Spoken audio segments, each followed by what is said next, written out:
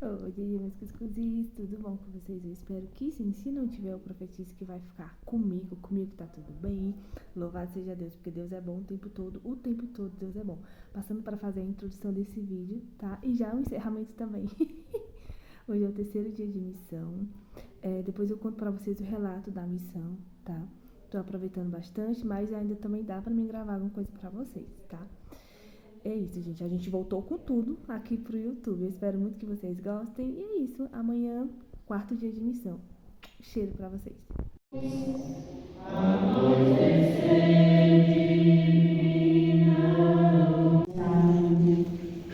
Os vídeos, né, na inteira. Vamos fazer por onde estejamos mais próximos, porque são casas afastadas, né, para que as pessoas não se percam e que a gente consiga, né, alcançar muitas casas.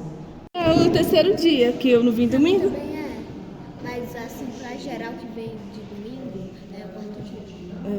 É porque é domingo, primeiro dia da semana, segunda, terça, quarta. Entendi. É a lógica da semana. Estamos aqui com a Emily. Olá. Emily, conte aí sua experiência missionária. Hoje, pra gente, é o terceiro dia de missão, né? Porque domingo a gente não veio. Assim, foi bem legal. Atendemos algumas casas. Não foi muitas como ontem, mas foi muito bom. Ouvimos pessoas desabafando, gente que só atendeu por atender. E é isso. Agora vou fazer aqui. Estamos aqui com o jovem Ítalo, Oi, galera. que a gente vai fazer uma mini entrevista com ele. Se apresente. Oi, galera. Meu nome é Ítalo, sou da paróquia São João Paulo II, aqui em São Benedito mesmo. A gente é a segunda paróquia aqui em São Benedito. Vou falar minha experiência nessa semana missionária até agora. São basicamente uma semana por aí, que são semanas da semana missionária, quer dizer. E eu quero falar que minha experiência nessa semana missionária até agora está sendo ótima. Eu amei conversar com o pessoal, eu amei evangelizar, soltar sementes, salgar as pessoas. Como diz o Evangelho de Mateus do 10. Ele diz pra gente salgar as pessoas. Eu amei esse evangelho, porque tipo, ele mexe muito com as pessoas e mexe também muito com nós, sobre essas pessoas. Tá aqui também nossa amiga. Agora fale qual é a pastoral que você faz parte aqui na paróquia.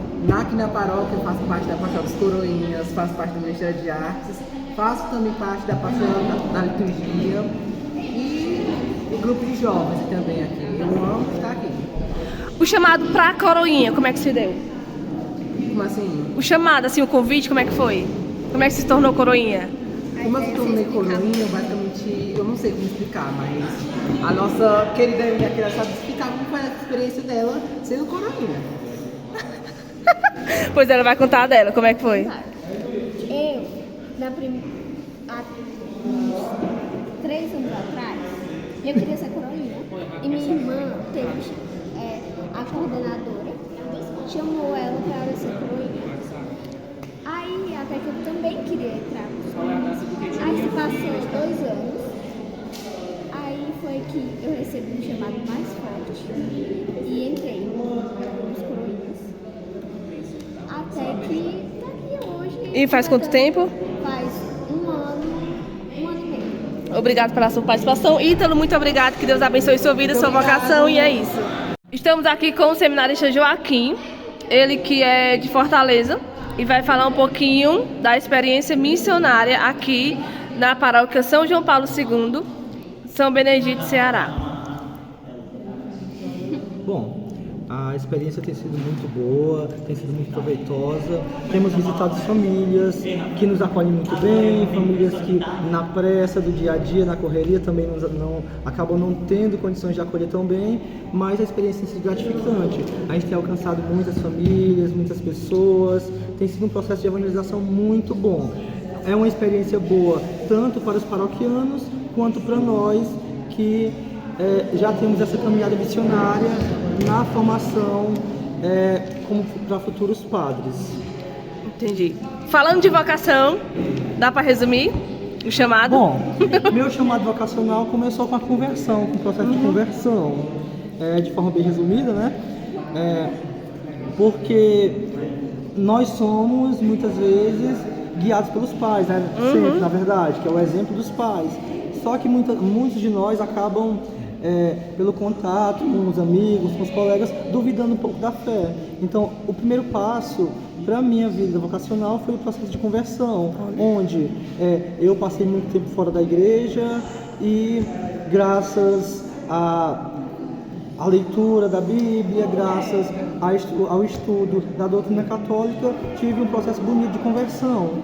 E retornei à igreja, não pretendia ser padre inicialmente, mas por algumas experiências com Nossa Senhora, sobretudo, acabei deixando tudo para trás e ingressando no seminário. Então foi antes de tudo um processo de conversão e de chamado também. E de chamado porque eu ouvi o chamado de Deus e respondi a ele com sim. E falta quanto tempo para você ser um sacerdote? Falta um bom tempo ainda. Eu estou no 2º ano da filosofia, apesar de já ter uma graduação, e sou graduado em psicologia.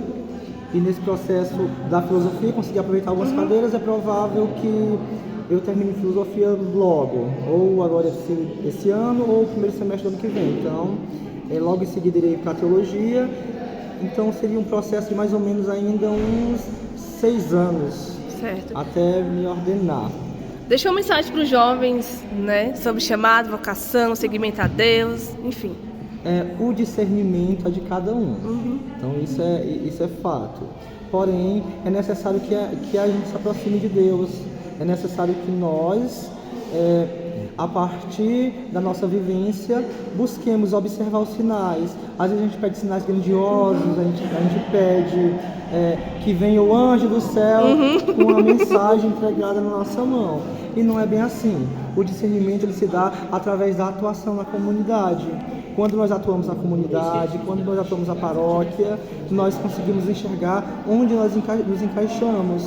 Então, você jovem, que deseja, que tenha inquietação no coração, porque também começa com a inquietação, com a dúvida, com a curiosidade. Se você tem inquietação, dúvida, curiosidade, atue na comunidade, vá na comunidade e busque orientação do catequista, orientação do padre, orientação das irmãs religiosas, que a partir disso você consegue discernir o seu chamado. Não fique com dúvida no seu coração.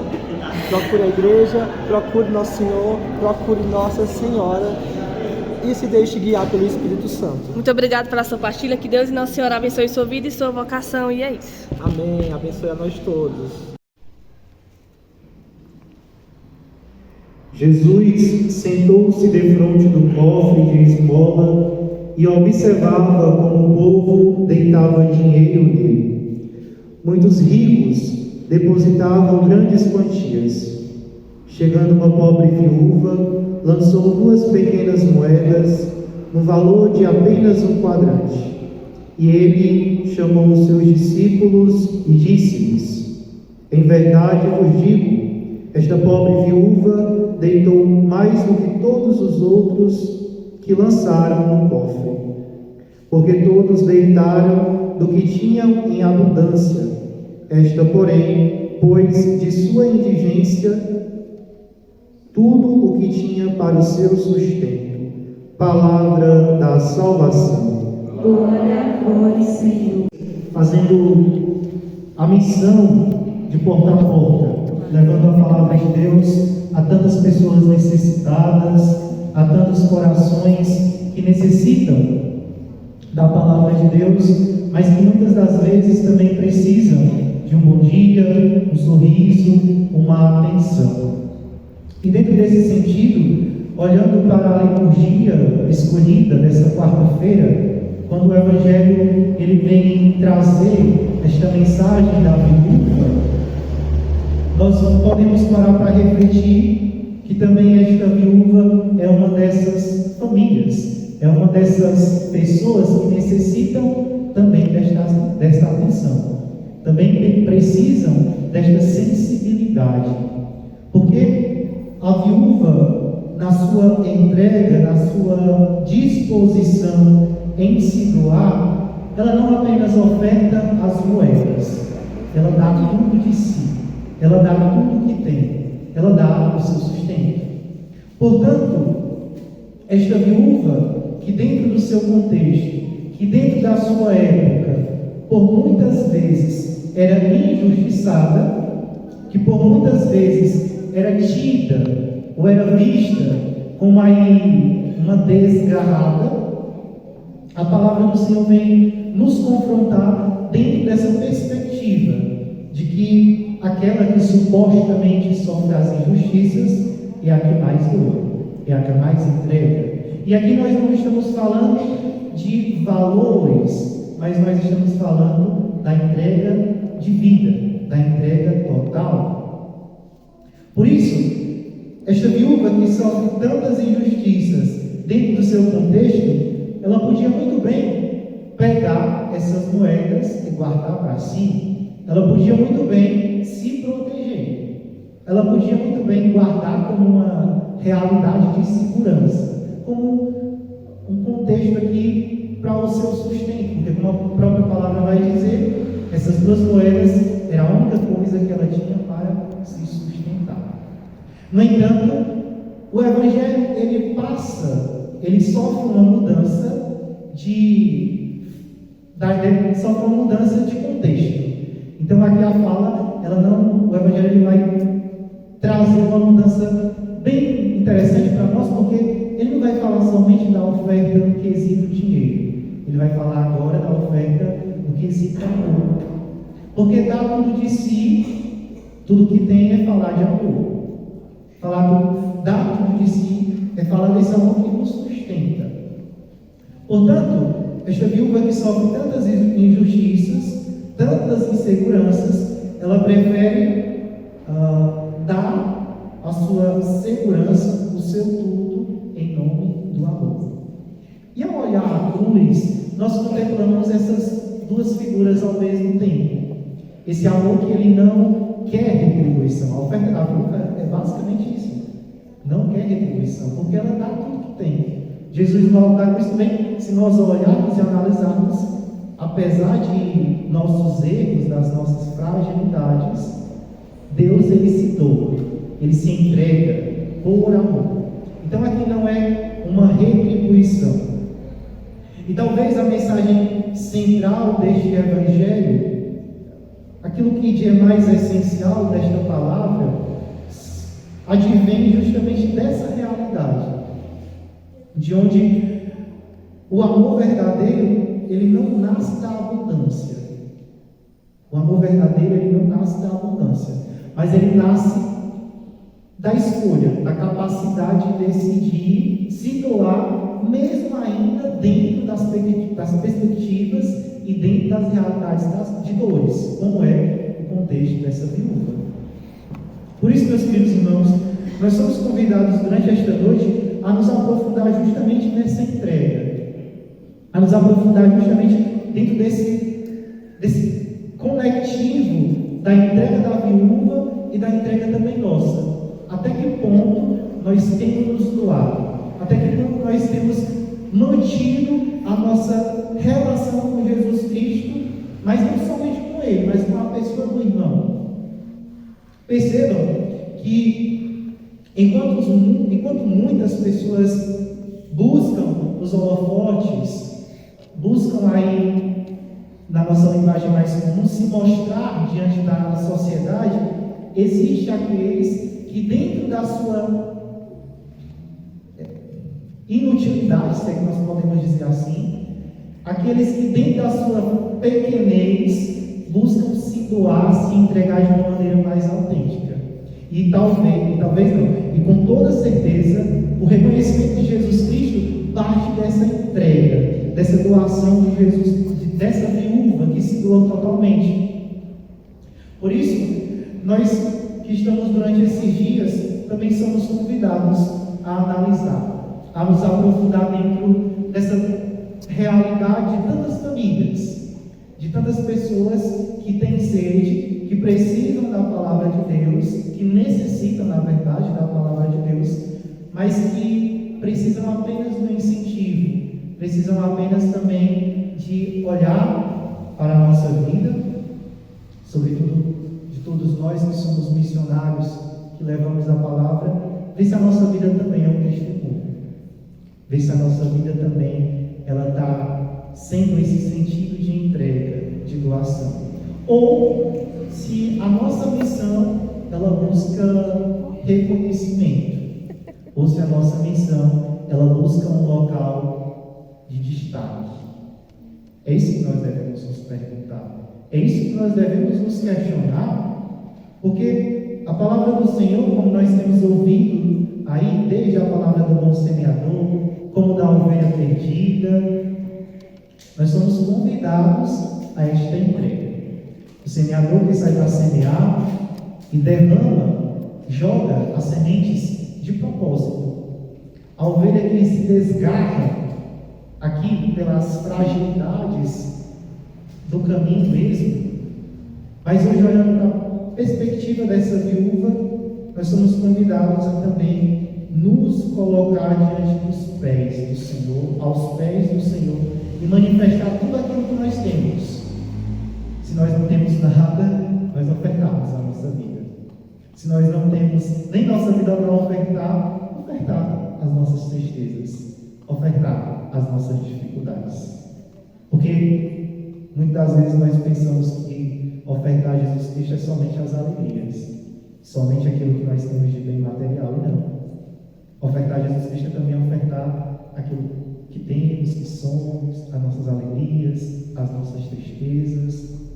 Eu gosto muito de, nas missões, sobretudo no contexto das avaliações que nós vamos passar, eu gosto muito de comentar uma coisa que é uma realidade muito intrínseca a cada um de nós cristãos, e sobretudo aqueles que levam a palavra do Senhor, aqueles que são convidados a anunciar. Na verdade, todos nós somos, né? Alguns por meio de palavras, outros pelo exemplo. Mas nós que estamos nessa linha de frente, eu costumo dizer que todos nós temos as nossas dificuldades, os nossos desafios. E o povo espera muito da gente pessoas que estão bem, pessoas psicologicamente bem, autoestima boa, mas muitos daqueles que levam a palavra nem sempre estão 100%. Muitos daqueles que levam a palavra sofrem um pouco. E aí existe a grande indagação: quem cuida de nós? Porque nós levamos a palavra, buscamos dar aquilo que nós temos de mínimo, né? Porque às vezes nós temos pouquíssimo do Senhor, mas tentamos passar isso. Mas quem cuida da gente? Em uma visita, não aqui nessa missão, mas em outra missão, rapidinho, só para a gente encerrar. A gente foi visitar um casal, e dentro do casal, o casal lançou as suas realidades mais profundas de tristeza, de dor, de sofrimento mesmo. E a companheira que estava comigo não se aguentou e chorou também com o casal. E ela lançou luzes também do seu sofrimento. Então percebam que nem sempre aquele que leva a palavra ele está bem, ou nem sempre aquele que leva a palavra vive uma vida perfeita. Muito pelo contrário, nós temos dores. E é por isso que nós temos que sim nos preocupar com as ovelhas perdidas. Sim, nós temos que olhar para aqueles que estão distantes, mas também nós temos que parar para refletir esses que andam conosco, esses que estão ao nosso lado. Porque muitas vezes nós nos preocupamos tanto em buscar pessoas lá fora, quando tem uma próxima a nós com o pé fora. Então, nos preocupar sim com os de fora, mas também nos preocupar com os que estão aqui. Isto é importante, isto é essencial para uma vida comunitária, para uma vida de fé. Portanto, na avaliação também eu vou lançar luzes a isso, nós temos que avaliar a situação, mas é preciso que nós paremos para refletir nisso. Todos nós somos, de fato, pessoas que estão aí perpetuadas ou intrínsecas ao sofrimento. Nós não estamos 100% isentos de não sofrer. Na verdade, nós talvez sejamos os que mais sofremos, os que mais clamam, né, também por um mas é o Senhor que nos dá força, é o Senhor que nos encoraja. E por isso, embora já em plena metade da missão, quase bastante cansados, uns já com as colunas doendo, outros já dando dor de cabeça, nós somos convidados ainda a nos doar mais um pouquinho. Falta pouco, estamos encerrando, mas falta muito pouco também para nós nos entregarmos mais ainda. Já estamos nos doando. E hoje, essa igreja poderia estar lotada. Poderia, porque foram muitas pessoas que foram visitadas. Muitas pessoas tiveram a oportunidade de um encontro autêntico com Jesus. E de fato, Jesus entrou na casa de Zaqueu, que era pecador. E quantos pecadores que nós também somos, mas quantos pecadores tiveram a oportunidade de se encontrar com o Senhor, de ter um arrependimento, de ter um processo de conversão verdadeira, e aqui não estão. Não disseram que daria 4 vezes mais de tudo aquilo que tinha. E talvez esse Senhor nem queria 4 vezes mais, só queria o coração, só queria a presença de estar aqui conosco. Mas o importante é que a palavra ela foi semeada. Se o terreno é bom, o Senhor providenciará. E como diz uma música, que o nosso cansaço, que já estamos cansados, a outros descansem. Que o nosso cansaço de missionários que estão levando porta a porta, de manhã e à tarde e à noite, a outros descansem. Que o nosso cansaço ajude a pessoas a encontrarem cada vez mais a Jesus Cristo e a ter uma experiência verdadeira com a pessoa de Deus. Louvado seja nosso Senhor Jesus Cristo.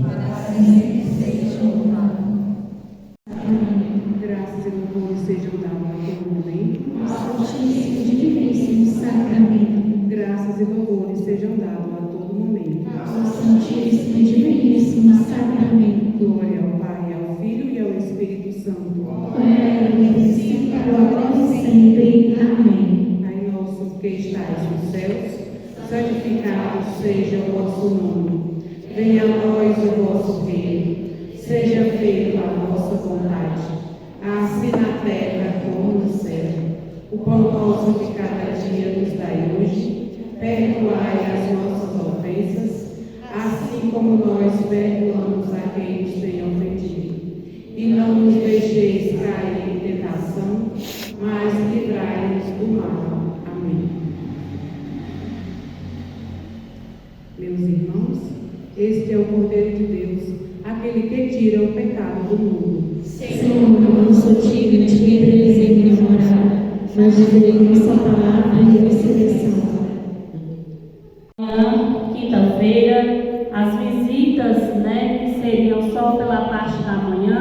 Amanhã vamos continuar normalmente, pela manhã, e na parte da tarde iniciaremos de 2h15 aqui na igreja a oração até às 3 horas e da tarde depois continuamos, a missão às 15 horas, certo?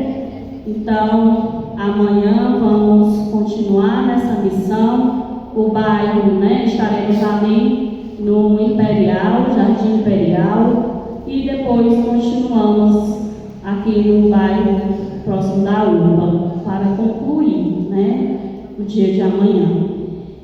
E a celebração da palavra também vamos iniciar com o Santo Terço às 19 horas, aqui na Matriz São João Paulo II, e em seguida, às 19h30, aqui na Paróquia São João Paulo II, encerramento da missão do dia de amanhã com a celebração da palavra. Agradecendo desde já a todos que estão aqui participando, agradecer a cada missionário que hoje esteve conosco durante esse dia, agradecer às famílias que também nos receberam, abriu suas portas, aquelas que foram alcançadas, porque às vezes a gente encontra algumas portas fechadas, mas aquelas que abrem é onde Jesus foi nos enviar. Agradecendo o seminarista hoje por essa celebração belíssima, todos os seminaristas que estão conosco nessa missão, o dia todo, que Deus possa derramar sobre vocês a paz, a serenidade, a força e continuando na missão com a fé. Rezemos, convidar todos a ficarem de pé para rezarmos uma Ave Maria pelo seminarista Mateus. Ave Maria, cheia de graça, o Senhor é convosco. Bendita sois vós entre as mulheres, bendito é o fruto do vosso ventre, Jesus.